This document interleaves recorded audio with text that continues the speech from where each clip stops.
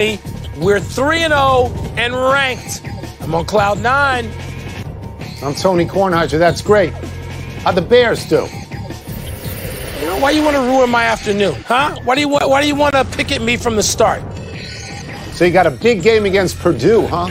Big game, Purdue, Tony, right? Think about that sentence. That's never been spoken. Yeah. No, it has never been said.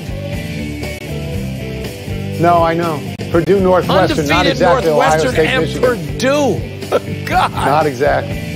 Welcome to PTI, boys and girls. In today's episode, the Bills beat the Seahawks, the Steelers scrape by the Cowboys, and Notre Dame knocks off number one. But we begin today with Tampa Tom getting thumped worse than ever in his career. His team was dismantled by the Saints last night, 38-3. Brady was completely ineffective. This is the Saints' second victory over Tampa Bay this season. In those games, Brady has been intercepted 5 times. Wilbon, should we focus on the Saints or the Bucs? The Bucs.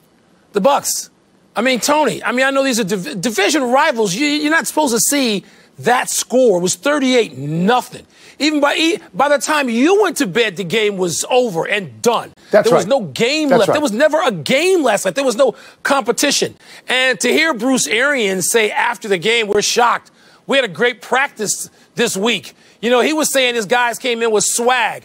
They got a beat down that has to be embarrassing on some level. Tony, I know there's not many fans in Tampa, but that's your home field and you got Tom Brady.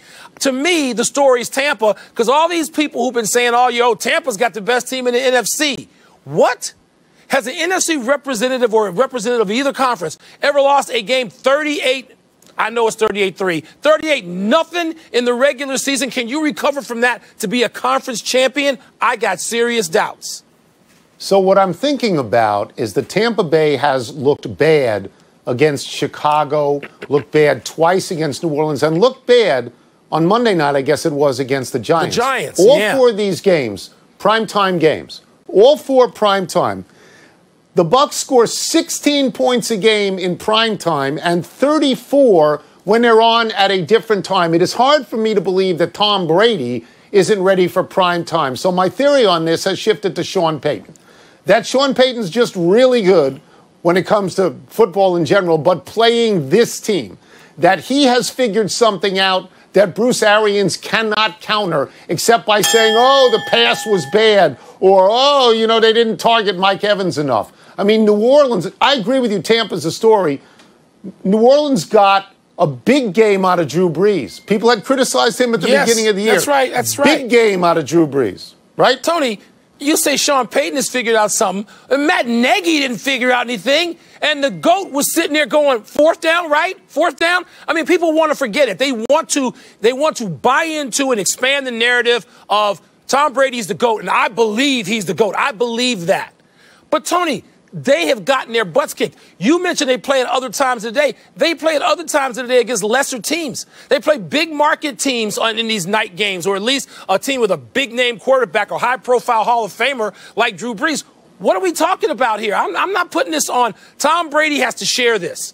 I know he likes to scream at people and blame people. I think Tom Brady, after the game, Tom Brady says, this begins with me. I was bad. I'm pretty sure I heard that. Look. Yeah. He's looked 33 in a bunch of games. He looked 43 last night.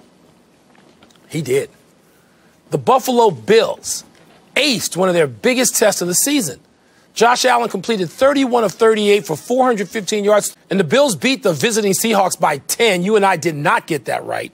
Russell Wilson threw for 390 yards of his own, but Buffalo sacked him 5 times. Tone, how does this result change your perceptions of both these teams? I thought that Buffalo couldn't score. And then Buffalo, let me get the number right, they put 44 on Seattle. And you know what, Mike? Seattle stinks on defense. You don't want to say that about a Pete Carroll team, because Pete Carroll is great on defense. But this team is lousy. This number is going to blow your mind. This was the 4th time in 8 games that the opposing quarterback threw for at least 397 yards. Seattle is giving up 362 yards passing in each game.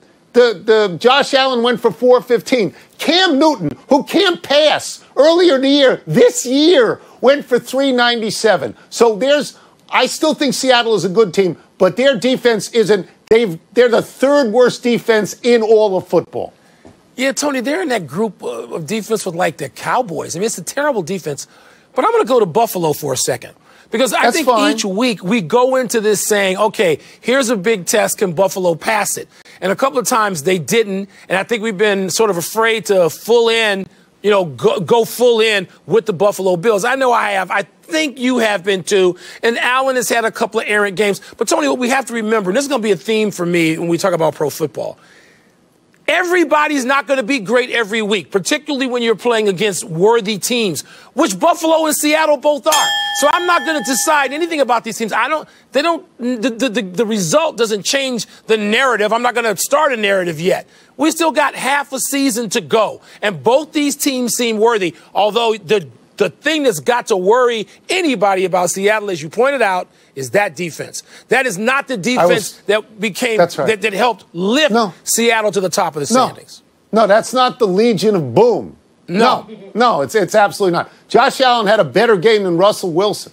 Josh Allen, when people talk about Lamar Jackson, they talk about Deshaun Watson, you got to talk about Josh Allen, too. If he gets it running and passing, come on. He's been very good this year. Although I'm not all the way in on them, just like you're not. See, there you see. The Steelers, who you love, the Steelers needed all 4 quarters yesterday to beat the awful. The truth about this, do you think less of your Steelers after their close call with the Cowboys? No, I actually think more, Tony. And this goes back to me picking my games for yesterday. And I'm sitting there even on Sunday morning, right? I get off a plane, I look at the computer screen, and I said, do I have the nerve to think that the Steelers are going to have a letdown to the point that I should pick the Dallas Cowboys? Right. And I sat there and I mulled it over. And Don comes in, my brother comes in, and says, what are you doing? Why are you poring over this game? And I said, because the Steelers have to have a letdown. The question is, will they lose the game with this letdown? So, no, the fact that the Steelers came back in that game, had the tenacity, and Big Ben gets off the floor with this whatever lower leg thing he had going on, good for the Steelers. I'm impressed by what they did. Yeah, I agree with that. I mean, they had 2 very tough games in a row. I want to go to a specific thing just because I don't understand it and maybe you do. I know where you're going. With about a minute to go. Yeah, with about a minute to go, I want to get this right. Pittsburgh is up 5. They're up 5. They're on the Dallas 15. There's about a minute to go. They don't kick the field goal to go up 8. It seems to me, with that time remaining, you kick a field goal, you can't be beaten. You can be tied with a 6 and a 2, but you can't be beaten. Were they afraid their kicker was no good? Were they afraid they couldn't hold off the rush? Why would they not kick? Tony, I think what we see more now out of all the head coaches, and I know that the Pittsburgh Steelers head coach is one of your favorites, if not your favorite, in the league. Yes, love Tomlin. But, Tony, what they're all doing is when they think I can go for this, and if I convert this 4th and 1, 4th and 2, we can run the clock out. We don't have to risk a snap or Do you agree with that? Or a bad hold. I didn't agree with that. I didn't either. I'm still getting used to this new way of playing football late in the game. This is new. And, you know, it almost hurt him. It almost killed him. Let's move to Notre Dame's upset of number 1 Clemson, Tone. Now it's time for me to admit what I got. Last minute 91-yard drive to tie it in regulation. They won it in the second OT. Clemson freshman quarterback DJ Uiagalelei, did I get that right? Passed for 427 yards, but came up short on the Tigers' final possession. Tone, do you discount this result because Trevor Lawrence didn't play? I don't discount this at all. Notre Dame won that game. I believe somebody who was on this show with me said Notre Dame would be crushed by 14. Clemson. Emphasis on I said Clemson at 14.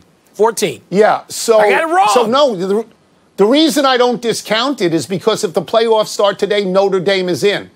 Now, Clemson, I don't think gets moved out. If they meet again in the ACC championship and Clemson wins, they're in. And if Notre Dame has a credible performance and it's a close game, they're in. Like right now, I've got Alabama, Ohio State, Notre Dame, and Clemson, and I got Texas A&M on the outside and BYU and people like that. So, no, I don't discount it, no.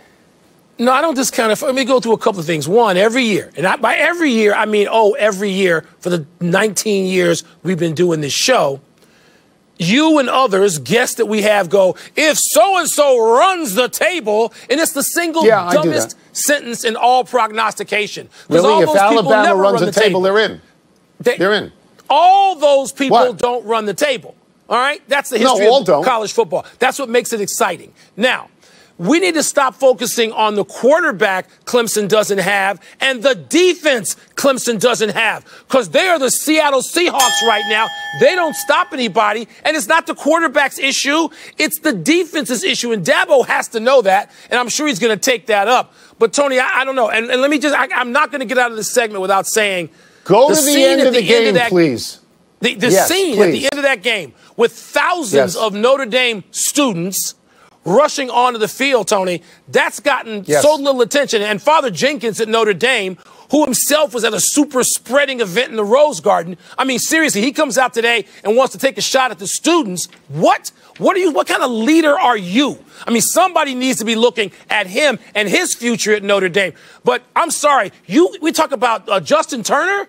If you got this situation, I haven't heard nearly enough angst. And I think kids from any school would have done the same thing probably. But in this case, it was Notre Dame. It was on national television. And it was like, oh, my God, I can't believe what I'm seeing. That's right.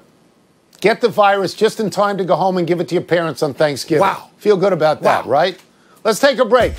Coming up, Kyler Murray put up big numbers against the Dolphins, but did Tua outplay him? And is Andy Reid right that Patrick Mahomes has never been better?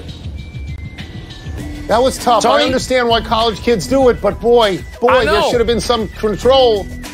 Well, hey, the coach said before the game, I don't want to see this, but I'm afraid of it. Pardon the Interruption is presented by Grey Goose. Drink responsibly. Part of Happy Hour. Go to the ESPN Fantasy app now and pick the winner of tonight's game with Monday Night Pick'em, presented by T-Mobile. With 5G coverage in all 50 states, T-Mobile is America's largest 5G network.